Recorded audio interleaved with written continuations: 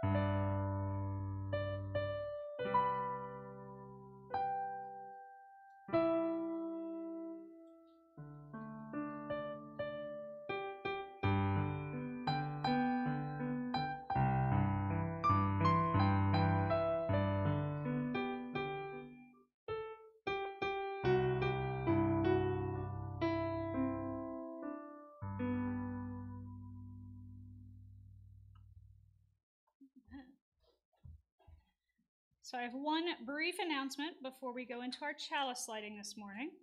We have a sign-up sheet today for worship associates and for choir. We're very excited to be getting the gang back together again for choir and also worship associates. So worship associate is literally, if you can read a script, you can do this job. It is just to help whoever is preaching that week to go through the script so your voice doesn't give out. So all the things that I'm doing right now, like the welcome and the chalice lighting and those sorts of things, are normally done by the worship associate. And so if you're interested in doing that, and it's not an every week job, you know, if there's a bunch of people that sign up, then you only need to do it every 8 weeks or 10 weeks or whatever, then just put your name over here. And if you're interested in singing in our choir that we're getting together, then put your name over here. Pretty simple. And basically, once we get everybody's names together, we'll go ahead and start gathering people together for meetings and figuring things out and going from there. So I'm going to put it over here. No obligation. You absolutely do not need to sign up for either of these if you don't want to. This is just an if you want to thing. So I'm just going to start over here. Just pass it around if you don't want to do it. And while that's being passed around, we'll go into our chalice lighting.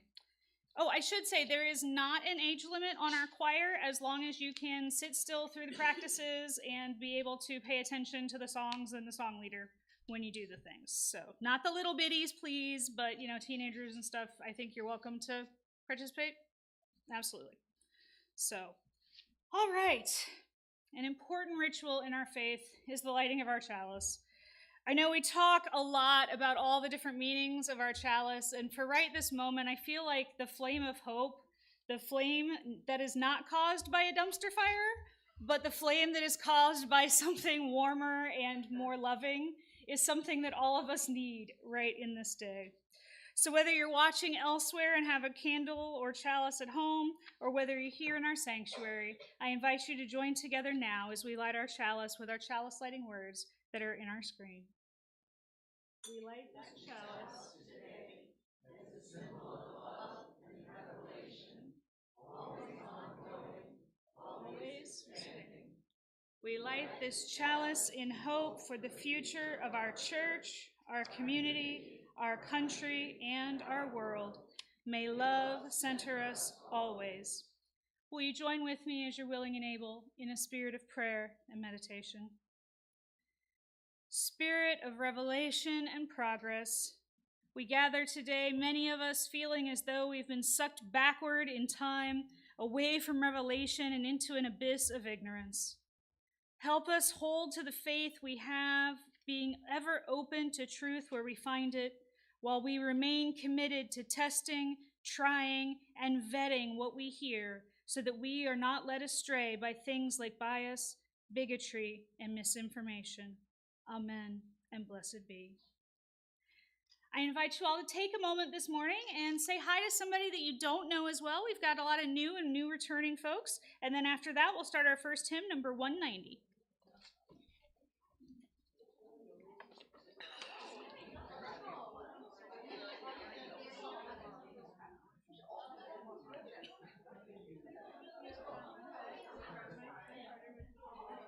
Good morning. Nope. Okay. It's all good.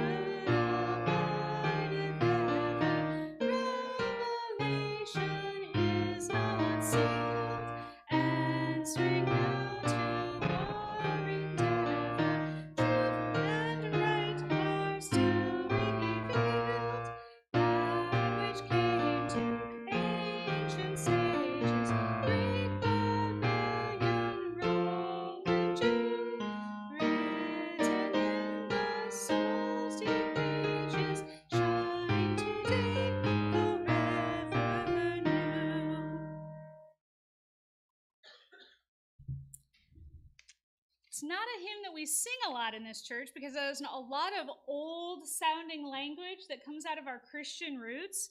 But given that we're talking today about Revelation, I wanted to bring this into the fore as this is a continuation of who we are as a people. I'm not just coming up with this stuff whole cloth.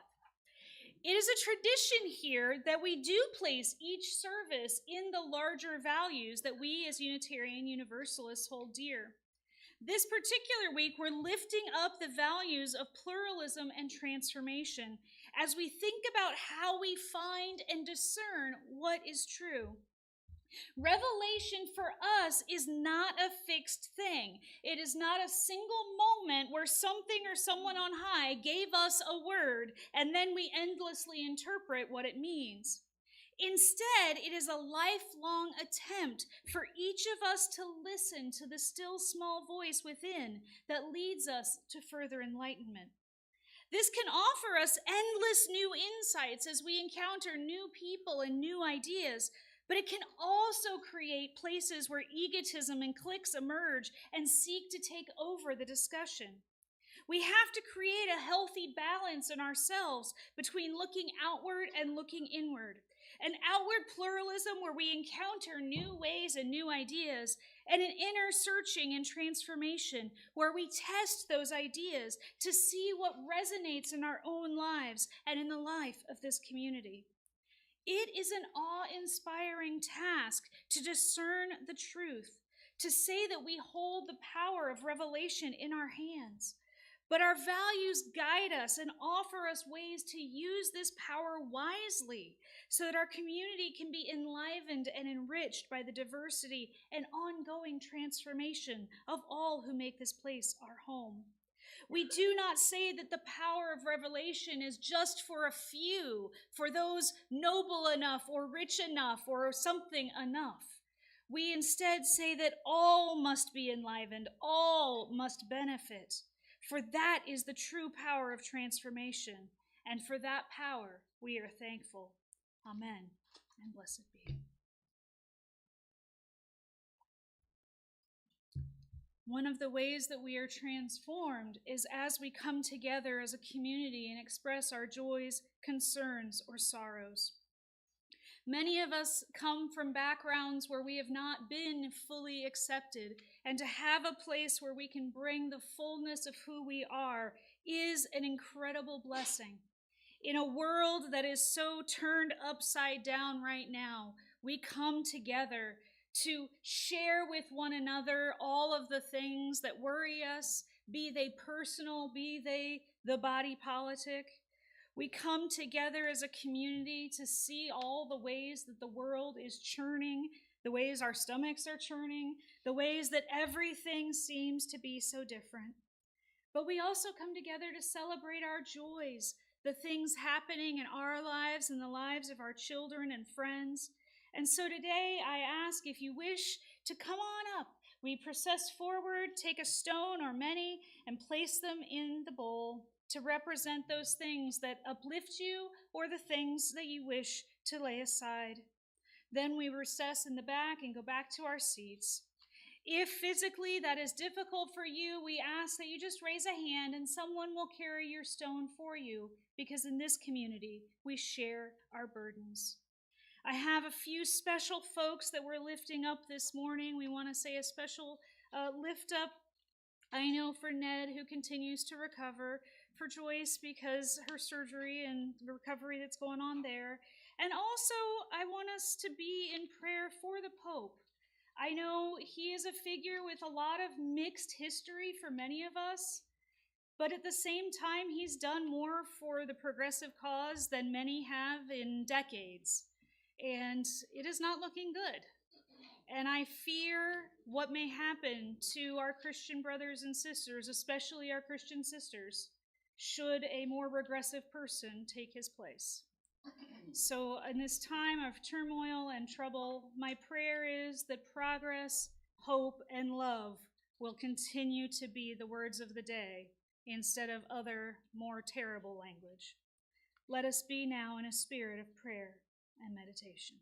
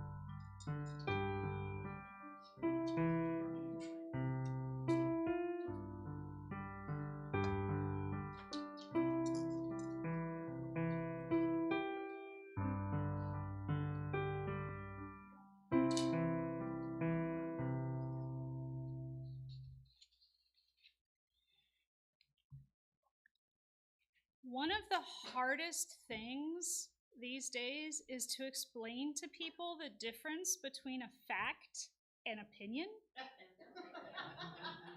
You wouldn't think it would be that difficult, would you? But apparently, it's a fact that people don't know what a fact is. So because of that, I figured we would do a real quick video to remind everybody the difference between a fact and an opinion. So this is our Time for All Ages video this morning, and then afterwards we will sing our kids out for their RE time.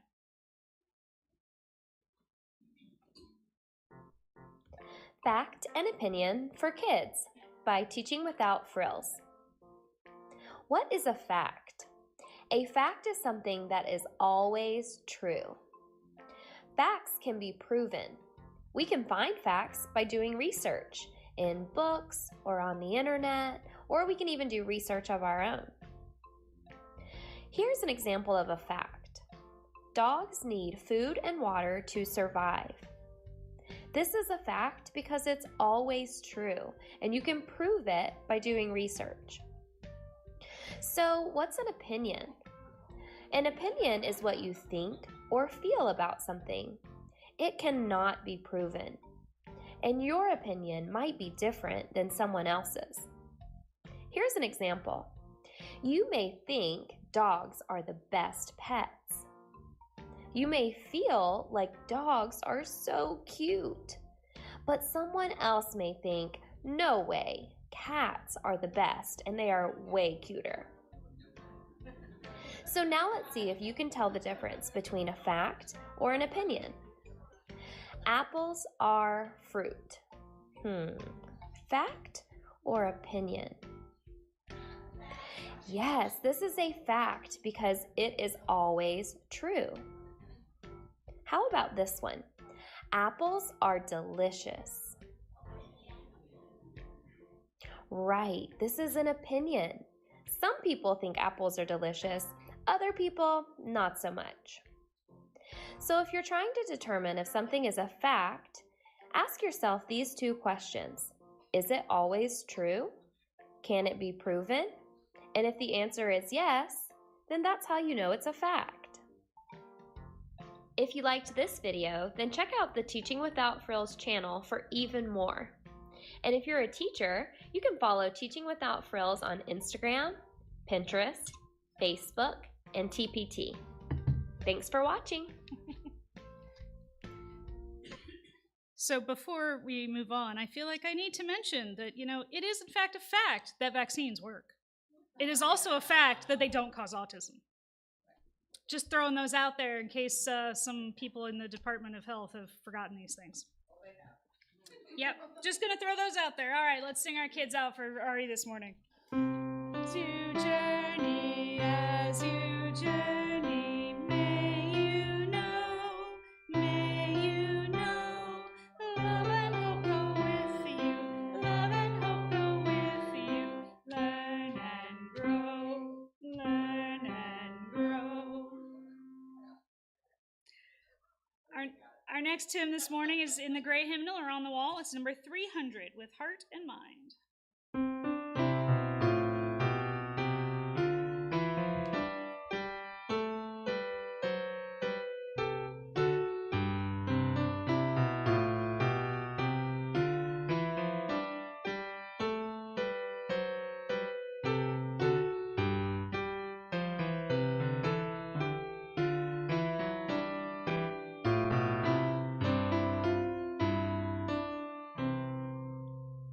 With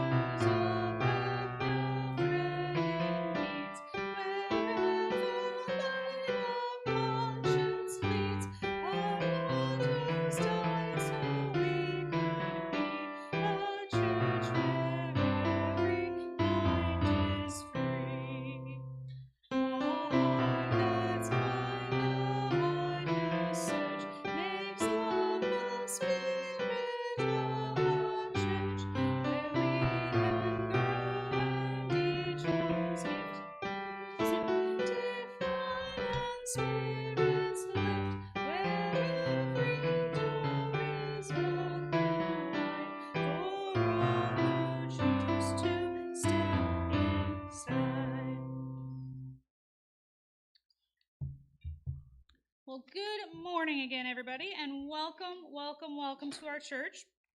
For some of you, this may be today a refresher on Unitarian theology, but for others of you, this is going to be really new, especially if you're new to our church in general. So today we are talking about what is probably, I would say, right up there in the top couple of most distinct aspects of our theology compared to other religions, and that is that we believe in continual revelation.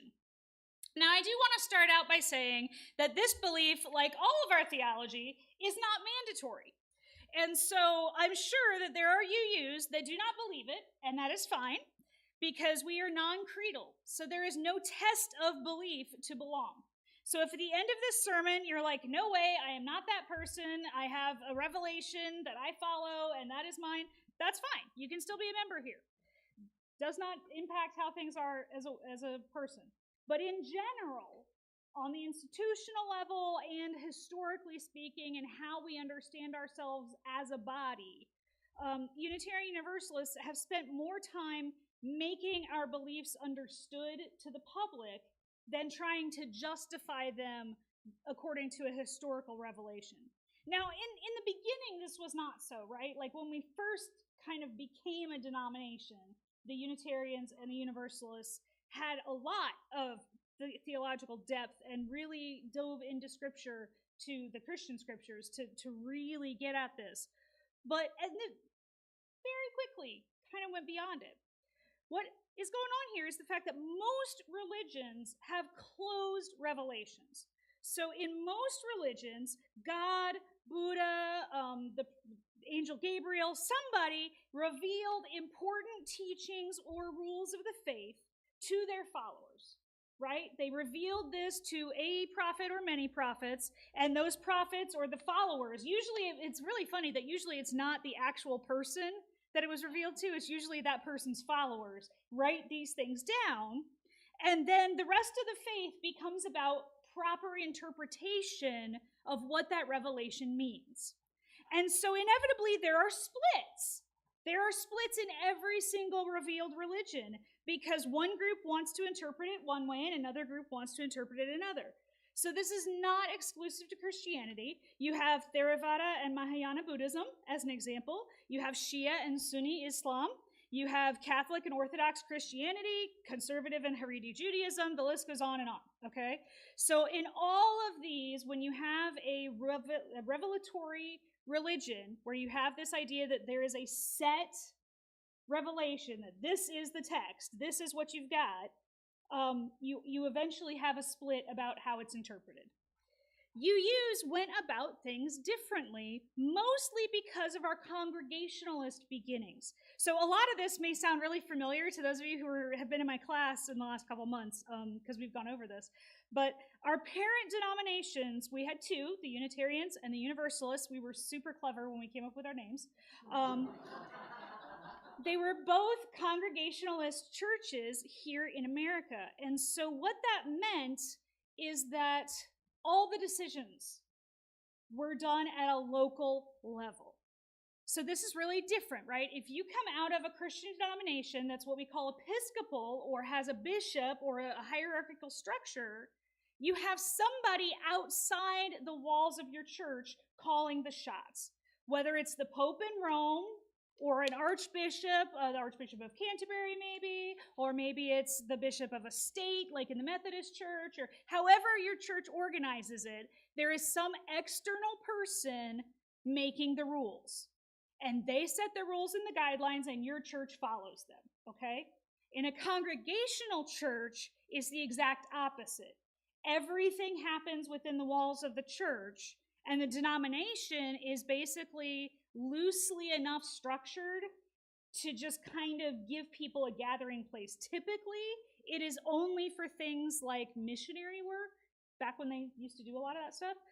So missionary work and publishing, so publishing brochures and books and all that sort of stuff, because it's hard for every single church to have a publisher, right? Even back in the day, especially now. So that's what denominations used to do. The other thing that denominations used to do in congregational churches, and still do, is approve people as candidates for ministry. But the difference is that the church has to be the one ordaining them. So again, in a congregational church, every decision about the church, from what to paint the walls to who to hire as the minister, comes from the congregation. So, one of the things that happens is the liturgy and the theology come from the church. Now, this is really different, and I'm going to talk a lot today about the Catholic Church, and this has nothing to do with the Pope's illness. This sermon was written before that. But it really comes up because the Roman Catholic Church is the most hierarchical church we have, right? So it's the best example to draw this contrast. So in the Roman Catholic Church, there are a set number of masses. Did you know there's more than one mass? Did you know there's more than one liturgy? So I live in South County, St. Louis, and around the corner from me, there is a Ukrainian Catholic church. They use the Byzantine rite. So what that means is that it's a church that goes all the way back to the days of the Greek Byzantine Empire after the fall of Rome, okay? And they have their own liturgy and their own rites, but they have what's the word? They give their allegiance, that's the word I'm groping for. They give their allegiance to the Pope in Rome. But they have their own special rites, and it's really cool because the Eastern Catholics, the priests can marry. So a lot of people are like, oh wait, Catholic priests can't marry. Actually, in 13 different branches of the Catholic Church, they can. So it's really interesting to know that even in these hierarchical churches, you've got little differences in how things are done. But you can't ad-lib, you can't mess around. The kind of stuff I do from the pulpit here would never fly in a Catholic church. I mean, not only the fact that, like, I'm mostly female looking, right? Like, that would also not fly. But the kind of stuff that I do in a sermon or whatever, it just would not work. That is not done. Because to them, the Mass is the reenactment of a sacred ritual, right? So you got to do it right, or else the magic doesn't happen. Like, this is really critical. So their theology has to have the blessing of the Pope. All the liturgy has to have the blessing of the Vatican, and that's super important. On the other end of this spectrum, like complete opposite end, is congregational churches. So if you ever get time and you're really bored and you really want something to do, go look up a bunch of different Unitarian churches online and watch our services. We are wacky, man. Like, no two are the same. Even just locally, the 4 churches in the metro area are completely different. Okay? Reverend Kim Mason, who is the minister at First Church, she's on sabbatical right now. And Reverend Sabrina Trupia, who's actually was a member here at our own church, is a member here, is filling in right now. So if you want to see Reverend Sabrina preach, you can actually watch the First Church feed right now. So, Reverend Sabrina is filling in while Reverend Kim is gone. But then you've also got Reverend Krista Taves, who was our minister here for a year, is also the minister at Elliott. Totally different from me. The 3 of us could not be any more different, right? But the thing is that we're all UUs. We all have the same, UU handbook of how things work. We all have the same set of values, but we're absolutely different. Our churches, the vibe of the churches is completely different. Why is that? You want a real big difference, look up King's Chapel in Boston, okay? You do that. It is like walking into any other Protestant church. You've got your scripture readings, you've got your God, you've got your Jesus, you're just like, is this a UU church? Like, what is happening here? But then you go to a different one, especially if you go out to Seattle or some of the churches out there, and you're going to have a goddess circle and drums and blessings and incense and maybe some funky incense. And, it's going to be a whole thing. So you're like, how does that work? And the reason isn't just because we're weird. I mean, it's probably partly because we're weird. But it's also because we're theologically rooted in open revelation and we're practically oriented in congregational polity. So it's really the meeting of these two. So let's start with what is open revelation. It is the exact opposite of closed revelation, right? So we don't have one revelation from on high that now we have to keep interpreting. When I was in the Methodist Church, it's really hard. It's hard to take a text that's 2,000 years old and try to figure out how it adapts to today. And a lot of the reason that the mainstream churches are struggling right now is because there's a conflict. There's a big conflict between the people who want to live culturally like it's 1899 and the people who want to live in the modern world. This has been a problem in Christianity for centuries, okay? This is why you have monastics who still live in the style of way back in the way back, right? This is why you have the Amish who have broken off and live like it's the 1600s. And then you have groups of Amish who are like, well, that's a little too far, so maybe we'll have a little bit further, and you can have a little bit of this, but not that. And then you have the Mennonites who are like, well, maybe you can have a little bit of electricity, but not that. And all of these different things, because people are trying to wrestle with how much can you live in the world and still adhere to these ancient texts. Whereas what we're saying that the revelation of truth is ongoing. It just keeps moving forward, so we just keep following it. Our siblings in the United Church of Christ have a saying, don't put a period where God has placed a comma. And that is open revelation. Here we're looking out, in the UU Church, we're looking out for spiritual truth. Whether we find it in the Bible or a drum circle, in church, on a hike, at coffee hour, helping the unhoused, whatever it is, we're looking to find the truth in it. Now, this is something I really do believe in as a UU minister, but it does have some pitfalls, and these are some things we have to work on overall. This is not like me calling out members here, but just like as a whole, these are some slippery slopes we got to work about. First, we have to work hard to avoid cultural appropriation. Second, we have to balance values and culture. And third, we have to be willing to give up our truth when we get it wrong. So first, we have to do the work to avoid appropriation. And this is sticky, right? Because some people have this opinion that you can absolutely never, ever, ever study, learn from, draw on, use anything from any culture that's not your own. And to me, that becomes fundamentalism. When you start putting up a rigid wall that says never, ever, you have become a fundamentalist about the thing. When you start carving people into groups that can never talk or touch or interact, all you've done is limit the ways that human beings can be in conversation with one another. It ignores history because human cultures have been borrowing from one another since time began. In fact, probably the number one way that anthropology and archaeology traces cultural history is by looking at how these things change, right? So when I was studying archaeology in undergrad, I remember we would look at these things and be like, okay, so when did the pottery style from culture 1 morph with the pottery style from culture 2? Because that's when we know they started to have contact with one another, because they would adopt this motif, but then they would adopt it and then they would change it, right? So they would take pieces of it and weave it in with their own stuff. And that's how you know that the two cultures either connected directly or that a third culture was interacting with both of them. And so I do think it's wrong to do things without understanding what you're doing. It is wrong without crediting your sources, and it is absolutely wrong without figuring out why you want to use the thing, right? Too often UUs have this tendency like grab a thing because it's cool and not take the time to really delve into why are we doing the thing.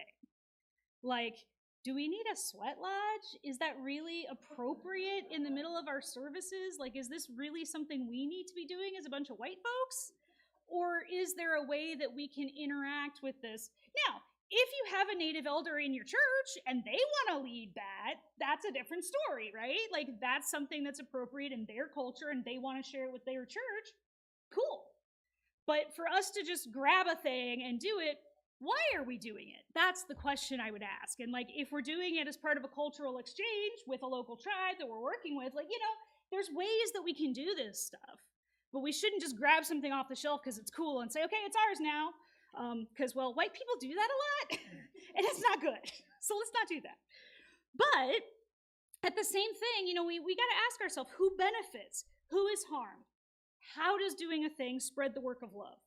How does it hinder progress, or how does it help us grow and learn something and expand ourselves into another culture? And when we have the answers to those questions, then we can better judge. I think a lot of us came out of Christianity, got hurt by Christianity, and jumped the other direction and kind of went to the East and grabbed a lot of their stuff. And sometimes that worked great, and sometimes it was done in a way that wasn't real great. And so there's a lot of that I think of. There's this store in the mall that sells a lot of like Buddha figures. I don't remember the name of it, but it's just, I walk by and they've always got like incense and Buddha figures and moon catchers and all this stuff on it, and I'm like, there's this mishmash of like 10 different cultures stuff all hanging in there with, like cheap fabric, and I'm just going, this doesn't feel good. You know what I mean? It's all been commercialized and cheapened, and it just doesn't feel like it's trying to honor the people or honor the culture or honor the spirituality that's there. So first and foremost, don't do that. Second of all, there's probably going to be pushback, because when we try new stuff, even in our own local congregations, there's pushback, right? Every time you change something, even if you're positive you're doing it right, even if you're positive you've done the work, you've gone hard, you've made sure everything's good, you've worked with the people, you've got the understanding, you've done the background stuff, there's going to be resistance, because not everyone is ready to have their truth questioned, especially when their truth is just an opinion. That is the thing that we're facing right now in this country. There's an awful lot of people who don't want their truth questioned, and unfortunately right now they're in leadership. So what do we do, right? Well, we have to balance values and culture here, and here is, I think, where liberals can fall off the other end. So on one end, we can grab stuff and be appropriative when we shouldn't, when we haven't done the work, right? On the other hand, sometimes people want to give bad behavior a pass in the name of culture, and I've seen this, and this drives me up a wall. Sometimes, and again, I'm not saying anybody here, I've not heard this here, but I've heard this in liberal circles, people excusing behaviors because, oh, well, it's not right for us to force our values on other people. Okay, there have got to be some standards of behavior, because otherwise it's totally fine for Putin to invade Ukraine. Otherwise it's totally fine for Hitler to gas 10 million people. If it's totally, if we don't have some standards, where some places where we draw a line in the sand and say this is wrong, then anybody can do anything they want and just say, oh, it's my culture, too bad, so sad, you lose. We have to have some universal standard of dignity and value, because otherwise it is perfectly fine for the Taliban to massacre women and girls because of their twisted theology. We do need to be culturally sensitive and not jump to condemn things that are different from us, but as a planet, we need some standards. We need some time and place where we stand up and say, we're holding you accountable, Netanyahu. We're holding you accountable, Hamas. We're holding you accountable, Taliban. We're holding you accountable, Trump. We're holding you accountable for what you're doing. You cannot do these things. This is not normal. I cannot and will not accept violations of basic decency. My faith says love is at the center, so when we do not have basic love for the other at the center, I cannot say it's okay. I don't care what your culture says. It is never right to force a 14-year-old girl into marriage just because your culture has done it for centuries. It is not right in India, and it is not right in Missouri, despite the fact that it is legal in both places. It is never right to murder a woman for her dress just because your culture has done it for centuries. It isn't right in Iran, and it isn't right in New York. It is never right to stand above the law just because you're a billionaire bully, even if our culture says it's okay for billionaires to have anything they want. It isn't right whether you're an American, Chinese, or any other nationality. Bad behavior is bad, no matter where you live. The idea that we allow people to get away with things in the name of culture leads to a world where the Taliban abuses women and nobody cares. It leads to China using 1.5 million Uyghur Muslims as slaves and nobody stands up. It leads to Russia invading Ukraine. It leads to what we have in Washington. Open revelation calls us to root in our values and stand strong for them, especially when nobody else seems to care. The cruel and unjust laws in this country that cause little children to freeze to death in a Detroit parking garage must end. We must provide housing for all people. Why? Why do we think that it is okay for someone to be worth billions of dollars? There is no reason for this. My faith compels me to say no one needs that much. No one. Little children need housing and food. We must decide as a society that no one deserves billions while others starve and freeze. We must renew our police departments and root out the white supremacists that are murdering the innocent while supporting those who actually want to help others. We cannot allow anyone to have a pass because of their culture, religion, or tradition anymore. We are called to hold everyone to the standard of love if anything is going to change. You want a meritocracy? Let me give you a meritocracy based on love, not dollar signs. A meritocracy that is based not on how white you are, but on how empathic and loving you are to those neighbors that everyone else has forgotten. This is the call of revelation in these times. The final challenge of open revelation calls us beyond ourselves.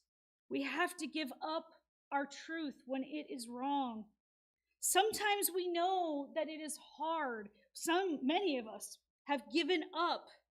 We've given up the security we had when we had closed revelation. We've given up our revealed truth that we had as children and adults. Maybe we've given it up for what I like to call the wobbly jello of Unitarian Universalism.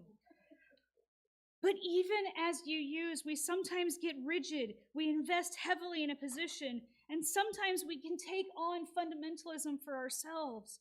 Whether it's the certainty that there is no God, the conviction that enlightenment is possible, the unshakable knowledge that God is speaking to you, or the foundational truth that others would be happier if they just accepted the scientific facts.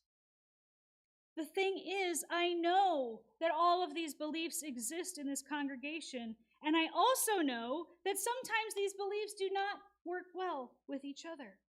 So what does that mean? Do we have to have UU Fight Club? The first rule of UU Fight Club is we don't talk about UU Fight Club? Is one of you right and the other one wrong? Do we have to sit you down and have an intervention and duke it out on your beliefs? I'm not really sure, but what do we do as UUs? Competing coffee cups? Whoever drinks the most in 20 minutes wins? Or is there room in our open revelation for contradictions, so long as they fit our values? How can we tell the difference between acceptable contradictions and universal standards that must always apply? For me, it is the standard of love. Does the belief, whatever it is, bring that person comfort and help them love themselves and their neighbor? Does it inspire them to work towards a better world? Does it motivate them to help others who need assistance? Does it help them see beauty in the world and add to the beauty in the world? If the answer to those questions is yes, then I will support that person in their belief, whether or not I personally think it is flaky as all get out. For me, the standard is open revelation is that if it leads you to love, then it is right. If it leads you to be hateful or mean, if it leads you to yell and scream, if it leads you to be cruel to someone other, then I will fight your revelation with everything I have, because then you are following false gods and prophets, whether they are found in a holy book or on social media. But if your revelation leads you to do good, to love others, to love yourself, and to make the world a more beautiful place, then I will support you with all I have, because this is a vision, this is a revelation that the world needs in these dark days. This is our challenge with open revelation, to find the hope, the joy, the love that will inspire us, that will energize us, that will enliven us to go from this place, that will let us see the dumpster fires and plant flowers that will grow in their warmth. To go from this place and to see the horrors and create beauty nonetheless.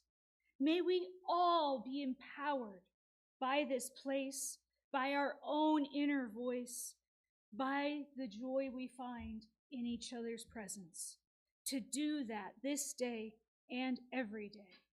Amen and blessed be. Our final hymn this morning is an old favorite, number 118, This Little Light of Mine.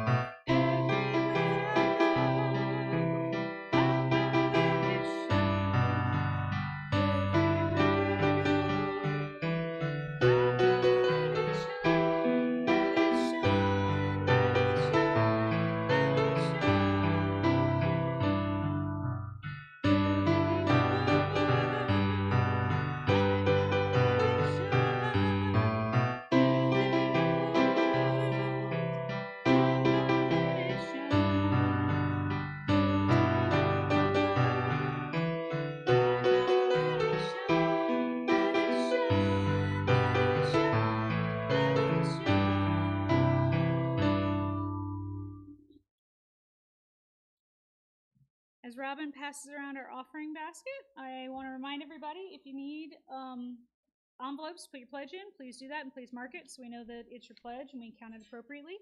If this is your first service, please don't feel obligated to give. This is our service, is our gift to you. And if you are not able to give as much financially, please feel free to see Peg or Robin or me or anybody, and we can put you to work because we need your time, talent, and treasure for us to prosper. Give what you will and what you are able, for you are a generous people. And the envelope does say either if you have a cash pledge or a restricted donation, or just a check, you can put it in. Yep.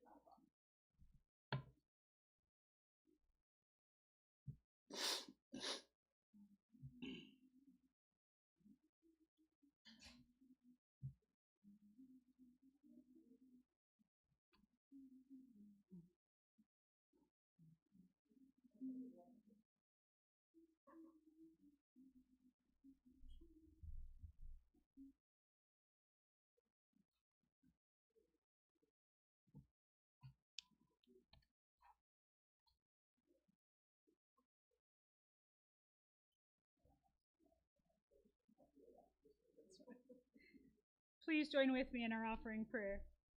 May this offering equip us to inspire love and seek justice. All right. So we don't have to break down today. Yes. Woohoo! All right. So as you can see, lots of good people coming up to speak. And today is potluck. So after church, please stick around. We're going to have potluck, and we're excited about that. And then I am going to be teaching my class on Tuesday. So this week we got through a ton of good stuff last Tuesday. So this week we're going to actually get into what's called the clobber passages. So all those passages where they're like, you can't be Christian and gay, and women can't be in the pulpit and all that garbage. So we're gonna tackle all that nonsense. So come on in and bring yourself. You don't need anything else but that. And we're gonna take a look at those. And if you have a passage that somebody has used in your life to like beat you upside the head about something, bring it. And we're gonna exegete those, and we're gonna have a good time with that. So absolutely, you can attend to Tuesday if you've never been before. Each of the months is their own thing. Tuesday is its own thing. So absolutely, you can totally show up. I've got the Zoom link, so if you don't have it, just text or email me, and I can get that to you. And I would love to see lots of folks there, because this is where the whole class has kind of been building up to, which is to give you guys the tools so that when people tell you this nonsense, you'll be able to go, that doesn't sound right, and you'll be able to go dig around and find it for yourself and come back to your friend, family member, whatever, and go, well, remember that discussion about opinion versus fact? Right, here we go. Okay, so that's the point of my class on Tuesday. Also, for those folks who are in the property search committee, They're also meeting on Tuesday, so I'm going to be recording the class, and I can send out the video to any of you guys that want that. So just so you have that as well. Any other announcements that... All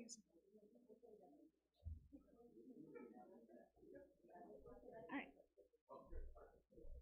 Church announcements.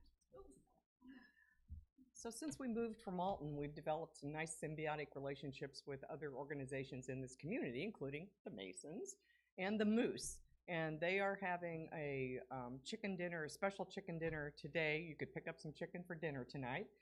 That is for a woman who gave birth, the baby died, and she ended up with some comorbidities. So she's fighting some battles that are a result of the baby dying and things that happened with her body during the birth process. And that's a fundraiser today from 12 to 5 at the Moose.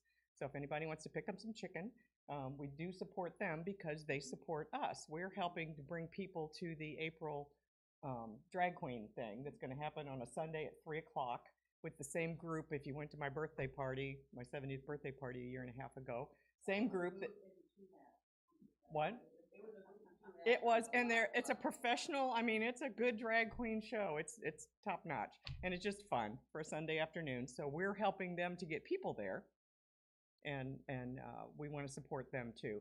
And then also next Sunday at 12:30, so we'll have church, we'll have our coffee hour, and then we're having a group of women. It's called a Gathering of Women, and it's just supporting feminine energy, and the group is going to evolve into whatever it evolves into. It's going to be run by the group, and so we're all getting together, kind of processing what we need at this point in time to just get through and things to nurture ourselves. So that is happening at 12:30. Anybody in the congregation is invited to attend, and that's led by me and Sally Burgess, who's a divine force in this community too. So all those events. So earlier, Reverend Claudia was talking about the different churches in our area, and the different churches in our area have been having exchanges for a long time. And at the First Unitarian Church of St. Louis, someone that I know was cleaning out the drawers and cabinets in the church library and found a plate that didn't belong to their church. It is a commemorative plate of the First Unitarian Church of Alton. It has a picture of the old church, a steamboat, the Piasa bird, y'all, and then a description on the back of the history. It has, but anyways, if anybody here wants it, the person who dug this up is perfectly willing to ship that carefully to whoever wants it. If no one is speaking up for it immediately, I will tell her to send it to me. I know we're kind of in between places, but I feel like this is something we ought to have. So do you want it, or do you want them to keep it? Because there is someone there that will keep it. If it's something that we already have and we don't necessarily need another example, then they will keep it. There's someone at that church. Okay. Okay. Go ahead.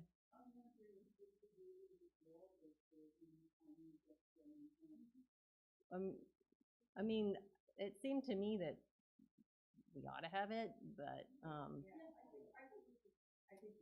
do you want me to have it, and then whenever that happens, I mean, I don't mind. I don't mind. Okay. I don't mind. All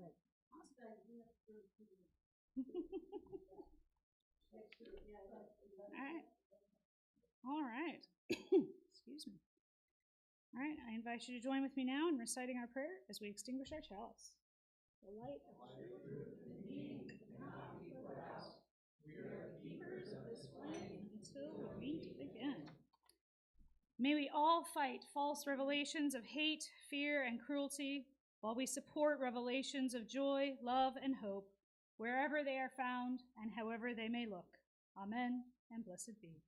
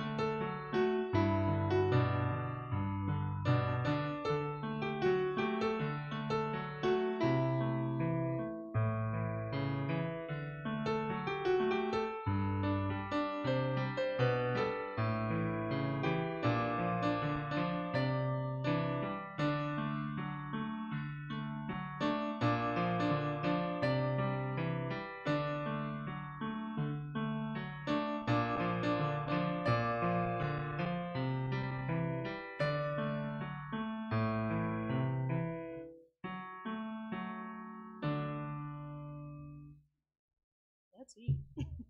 Thank you. Don't forget, we got the board and the property search is meeting for a few minutes right now. Right in here.